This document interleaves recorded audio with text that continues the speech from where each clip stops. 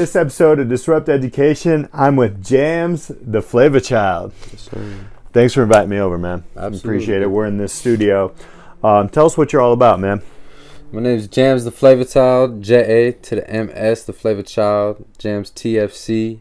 I'm all about making good music. That's what I want to bring to the game. Really pushing genres forward and doing it for the love and making good music. And yeah, it's a broad question. Question. I know. So let me ask you this: when you got, how did you get into music? What was it that drove you to it? Music saved my life. In high school, I was definitely at a very down point in my life, probably about sophomore year, and I think it was like around the same time that like super cool iPods came out, and you could really like walk through your hallway and have something beside. It was dope.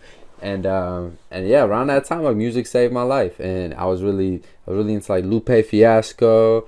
Was the first like rap I listened to. But before that, I was into like a lot of rock and like alternative and even like screamo punk music. Mm-hmm. So I've always loved like the emotion that music gives you, and I think when I found and discovered like rap, that you could be poetic and like deliver a different type of cadence and still deliver your message and have people look at you just in a different light. I really fell in love with it. But music itself, if I didn't have music while I was in high school, it would not have been good, Your path in high school was a lot different than many. So Mm-hmm. you were born outside the country, right? And then you went through schooling. What was that like? Tell us that path. So school in high school itself is I saw both sides of the spectrum, so to say, and I guess like where I would let me take some time to think about it. So I think the strength of seeing both sides of the grass and the perspectives is that you can relate to a lot of people, and you can have empathy for a lot of different situations. Whereas, people say like, you can't throw rocks at a glass house, but if you've been in a couple different houses, you might be able to throw rocks, and it's a valuable perspective, and it takes you a while to even feel validated to say things like that. But then when you grow up and you kind of you meet people from all different walks of life, and you feel like you've walked a different couple paths in life, then you can relate to them. And luckily I was able to do that at a young age, and it really broadened my perspective on things and made me I think easily able to relate to. And going back to the music, that's my main thing, how Mm-hmm. music saved my life. I want to do that for other kids, like radio and money and all that stuff is really cool, but there's some kid that felt like I felt, and like if my music doesn't hit him right now, like it can negatively impact his life. And I really do feel that is like a responsibility. Oh, tell us so you were on the south side of Chicago and then the northwest side of Chicago. So during your high school pieces and everything. And then what came after high school for you? So after high school, I got a writing scholarship. I had a teacher in high school. His name was Mr. Barnaby. If you're watching this, was popping. Mr. Barnaby I was really stubborn. I never showed up to like class on time. I really didn't. We were talking about this before. So like millennials, we kind of always need to know why, right? So like, why are we going to go to school? Why are we going to go to class? And there's this big divide between teachers that don't think they owe you that explanation. Like, you just got to show up here and do the work. And it's like, nah, it's 2018. Why? Right? And so I was at that point, I was very stubborn, but I had this teacher, Mr. Barnaby, and he recognized like my talent and as a writer, and I was in a creative writing class with him, which was a poetry class, and he submitted my poems to a competition, and I got a scholarship for it. And before that, I really wasn't planning on going to college. My mom really wanted me to apply to a bunch of schools, but I probably wasn't going to get in. I wasn't doing that good, and I knew we couldn't afford it, and college just didn't seem like a possibility. And then I got the scholarship, and I took off instantaneously. I was very happy and felt very blessed to go to college. And then I got there, and I was confused. I went there extremely aimless. I went there to like expand my music. I didn't go there to I didn't go there to learn anything. And I felt like I couldn't, in all honesty. I felt like the gen ed system is like set up to make you miserable.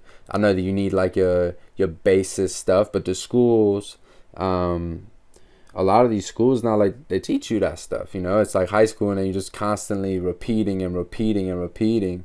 And it's a blessing if you go to a school that teaches you things like that. That's kind of perspective we were mentioning before. There is a ton of schools that don't prepare you for that.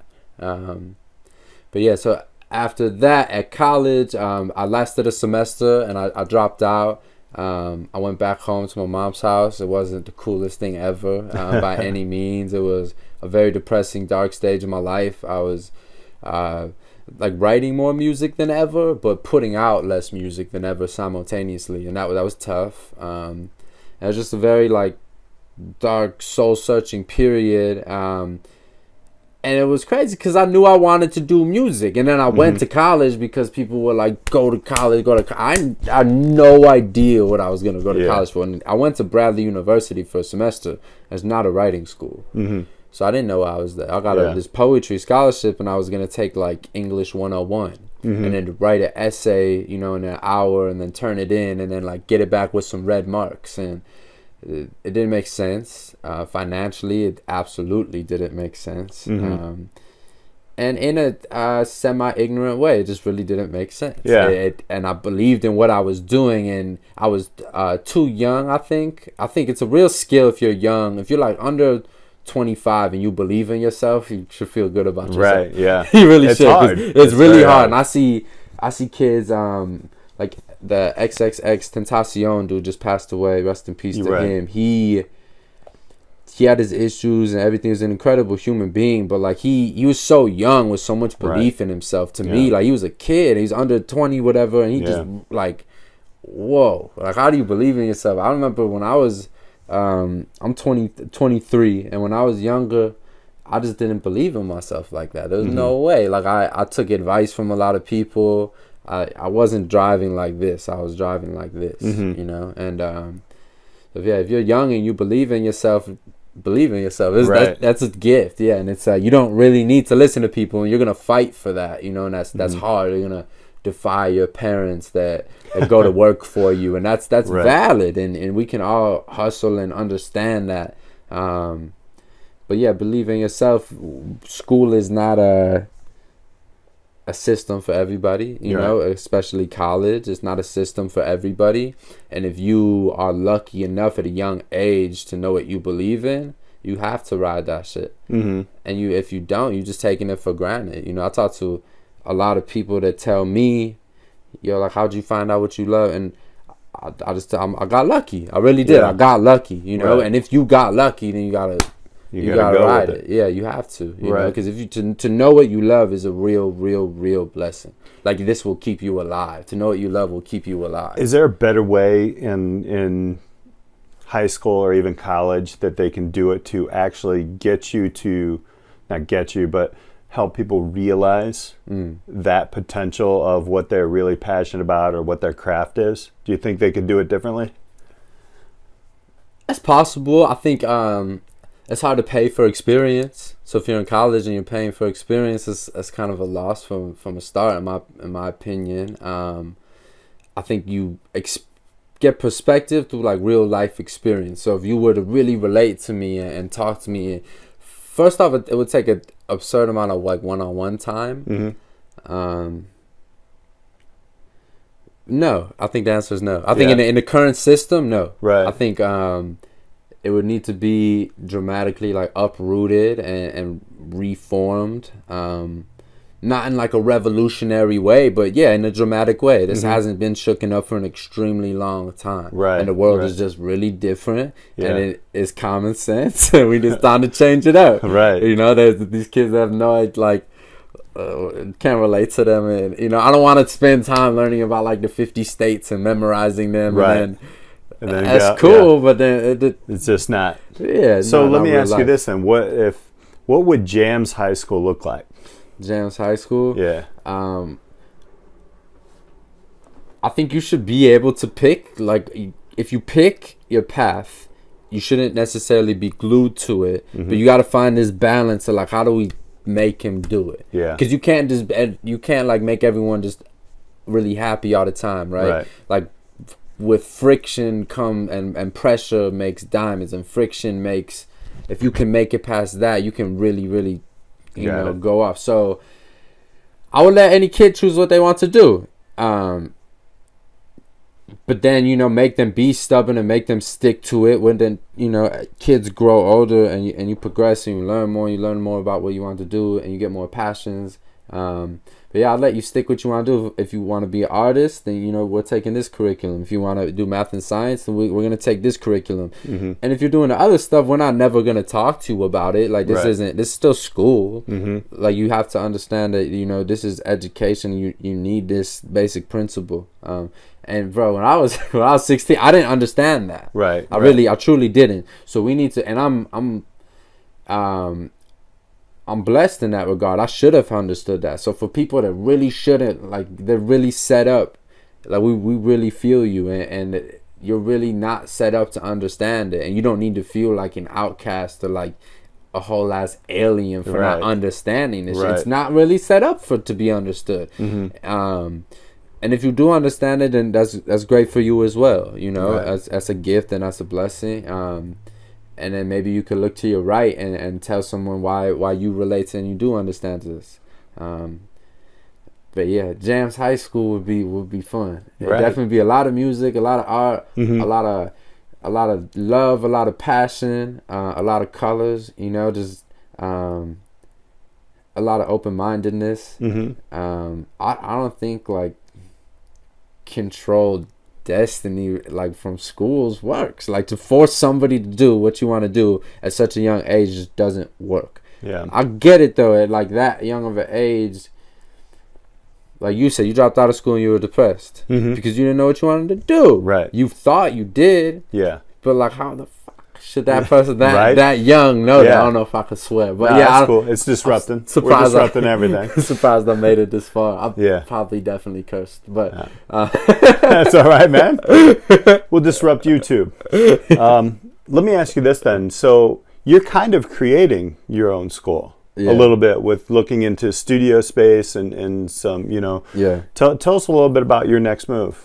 So I'm looking to open up a studio with a few partners, and what we're gonna do is give an alternative studio, really, not in like a school corporate way, and not in you know, show up with 20 people and smoke and pop pills and drink lean all day way. So we're gonna create this middle ground where you could really do therapeutic, due diligent, sweaty work at a studio and be yourself and learn.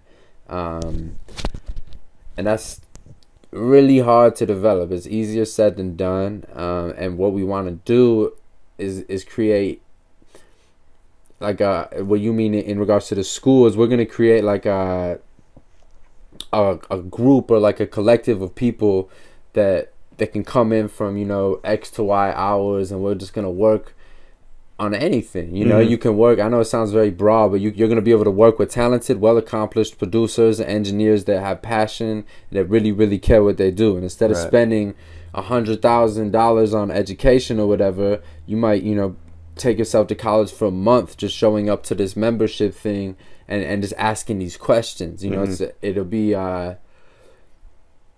hopefully a lot of people will see it for the opportunity that it is, in regards that you can just really expand your knowledge. And usually if you're in a regular studio setting, like, you're compromising some of your artistry or your integrity if you're asking all these questions or whatever it is. It's not going to be that. We're not going to judge you for doing that. We're not going to make you feel like you're an underwhelming artist. You're not good enough to be here because you don't fit in with this. We're not going to make you feel like that.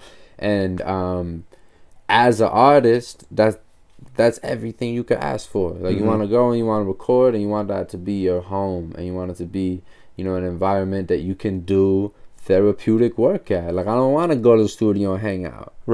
I want to hang out with some women. Like, I don't want to hang out with 20 guys in the first place. Like, I don't want to go to, you know, I want to go home and hang out. my studio, I'll do therapeutic work like music. If I don't do music, I won't feel good about myself. And I know that there's a lot of people out there that feel the same way, and I want to fight for them not to get discouraged to do this, because music can save somebody's life. Arts can save somebody's life 100%.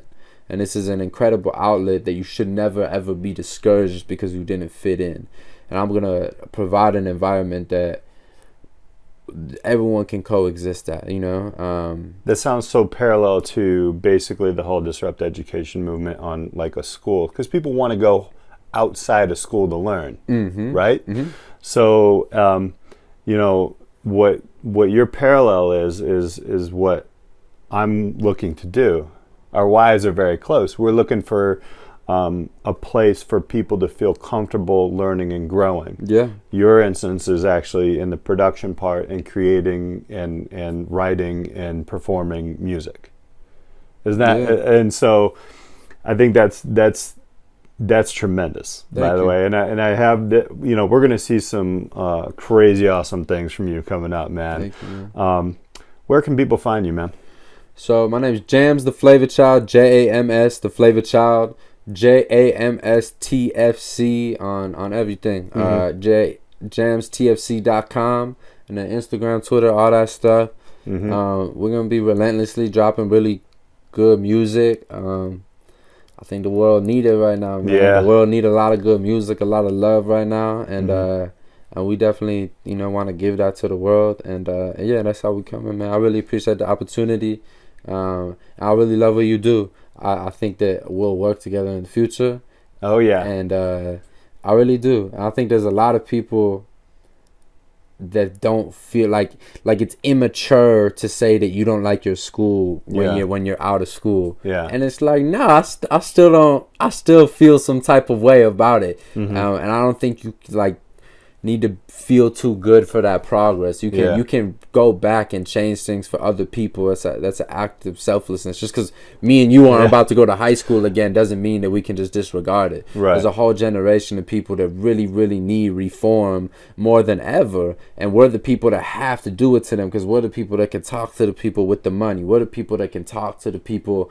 We went to high school, and now we're older, so we get to say, like, they're gonna listen to us because we're older, right? And then so like we can open the doors for these young people that really truly have been like deemed voiceless, you know, by like the administration at a school or like whatever it is. And you're so 16, there's no way you know what you're talking about. Right.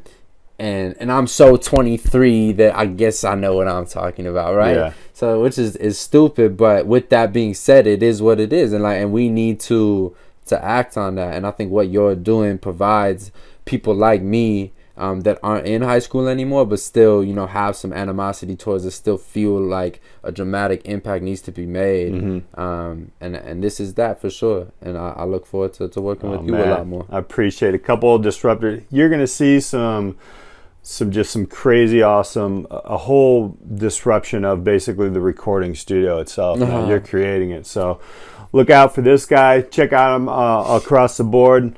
Guys, we'll see you next time on Disrupt Education.